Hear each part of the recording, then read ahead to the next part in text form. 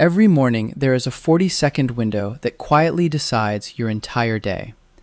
Your alarm goes off, and before you have a single conscious thought, your brain has already run the numbers. It measures the cold floor, the long day ahead, and the work you swore you would finally start. And it makes the decision for you. Your hand reaches out, hits snooze, and you lose a fight you were never even awake for. When the guilt arrives later, people will tell you the problem is your willpower.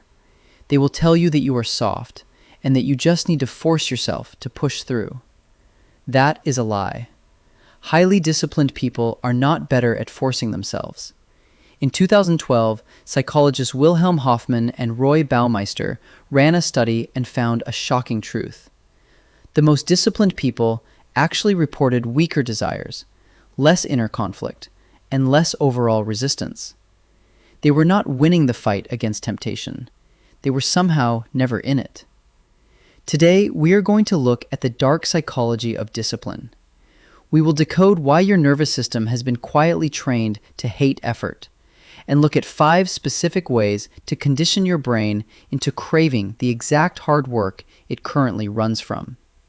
To understand the trick, you must understand a mechanism called learned industriousness, discovered by researcher Robert Eisenberger in 1992.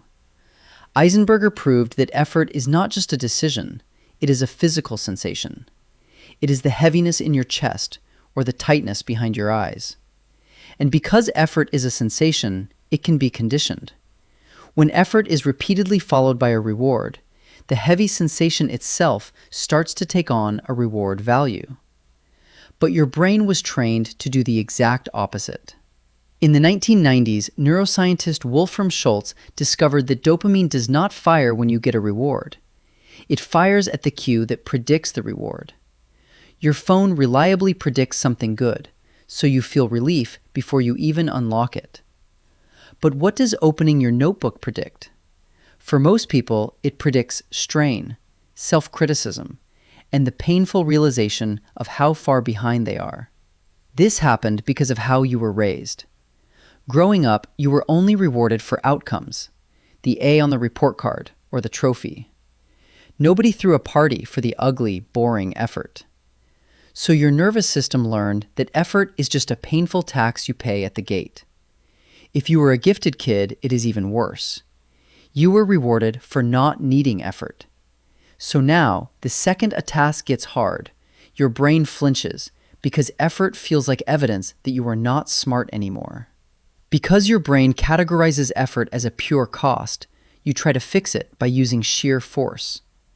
But every time you white-knuckle your way through a grueling 2-hour work session, how does it end?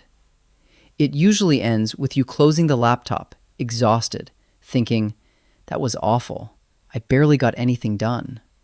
This is the cruelest trap.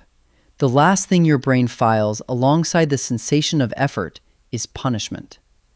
Every forced, joyless session teaches your nervous system that effort reliably predicts feeling terrible about yourself. The harder you force it, the deeper you carve the aversion. You cannot think your way into liking discipline. You are not building willpower. You need to build a new association. Here are the 5 ways to hack your conditioning. Number 1, pay the effort, not the outcome. Results are slow and mostly outside your control. Stop attaching your reward to them. The moment you finish a session, tick the box or say out loud, "I showed up." It must fire within seconds of the effort to pair the sensation with the reward. Number 2, move the reward to the doorway. Dopamine migrates backward to the cue. Put something good at the entrance of the hard task. A 2014 Wharton study found that when people were only allowed to listen to gripping audiobooks at the gym, attendance jumped by 50%. Have a specific coffee you only drink at your desk, or an album you only play while working. It must be exclusive. Number 3, shrink the entry. Your brain does not resist work. It resists the anticipated size of the work. Write a chapter triggers panic. Open the document and write one sentence does not. Shrink the entry point until saying no feels absurd. Small is what you can repeat, and repetition is the only currency your nervous system accepts. Number 4, design the room. Disciplined people do not resist temptations. They encounter fewer of them. Before you start, put your phone in another room and delete the distracting apps. Every decision you make about your environment while you are calm is a decision your tired brain does not have to fight later. Number 5, never end on failure. The final 30 seconds of any session are what your brain records. Never close your laptop mid-paragraph while spiraling into self-hate.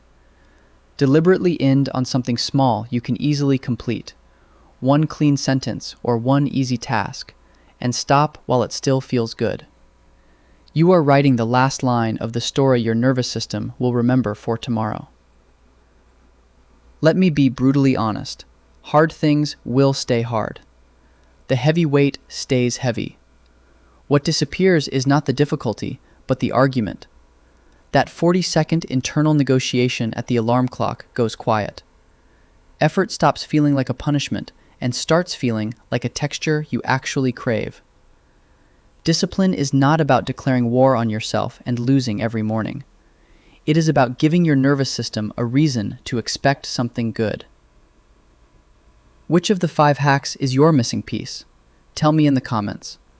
And if you are ready to stop fighting your own brain, subscribe to decode the hidden machinery of the mind. See you in the next one.